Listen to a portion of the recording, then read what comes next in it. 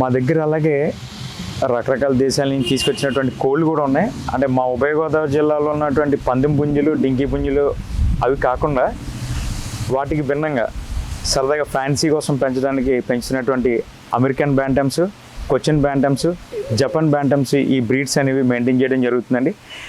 ఇవి కూడా ఆల్మోస్ట్ నా దగ్గర 8 years 9 years నుంచి మెయింటైన్ చేయడం జరుగుతుంది. వీటి నుంచి వచ్చినటువంటి ఎగ్స్ అన్నీ కూడా మన ఫ్రెండ్స్ ఎవరైతే బ్రీడింగ్ చేయించుకుంటారో వాళ్ళందరికీ ఇస్తుంటాను. వాళ్ళ ఫామ్లో కూడా ఈ బ్రీడ్స్ని అనేవి డెవలప్ చేయడం జరుగుతుంది. అలాగే ఈ హెన్స్, ఈ క్యాట్స్, ఫెరేషియన్ క్యాట్స్, జర్మన్ షెపర్డ్, అలాగే సెయింట్ బెర్నర్డ్, అలాగే మినీ పాము, అలాగే నేపాల్ నుంచి తెచ్చినటువంటి గోటు, ఇలాగే కంప్లీట్గా ఇవన్నీ కూడా మా ప్రాంగణంలో పెంచడం అనేది జరుగుతుంది. మా కోనసీమ జిల్లా అంటేనే ప్రత్యేకమైనది కొబ్బరి.